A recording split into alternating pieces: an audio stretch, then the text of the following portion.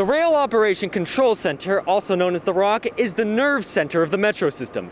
Its staff are supposed to keep riders safe, determining where and when trains go. But a new report from Metro's Oversight Commission shows a culture that's on the third rail. Toxic and chaotic. That's how the Washington Metrorail Safety Commission described Metro's Rail Operation Control Center in an audit released on Tuesday.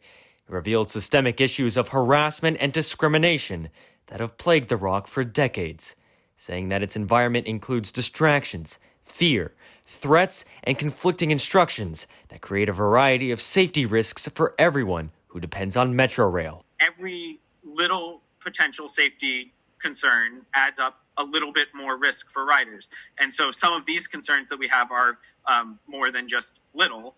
Despite multiple warnings from federal oversight reports after a deadly multi-car collision in 2009, Metro failed to address the toxic work environment of the ROCC. Metro has yet to create a safety culture in the ROCC. Leading to another incident in 2015 when a woman died after a Metro car filled with smoke. Max Smith of the WMSC says ROCC management is to blame. Comes down to people on the front lines. Managers need to allow them to do their jobs properly, following the proper procedures and checklists as they're relevant. The report said that controllers are overworked, abused by managers who ignore safety protocols and spew racist and sexist comments like, "I wonder if you taste as good as you look," and "You don't listen because you are nappy-headed."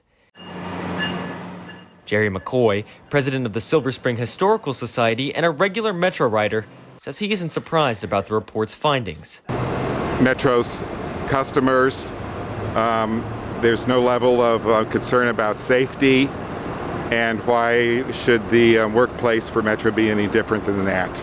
We reached out to Metro for comment, but as of now, they have not gotten back to us. Doors opening. Created last year by Congress, the WMSC is the first Metro oversight board that has the authority to enforce their rulings, giving Metro 45 days to begin addressing the issues outlined in the report. It all kind of fits into this idea that there needs to be a safety culture with a positive environment, no harassment, no abuse.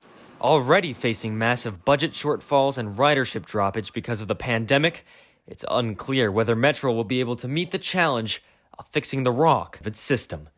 Reporting from downtown Silver Spring, Hunter Walterman, BNC News.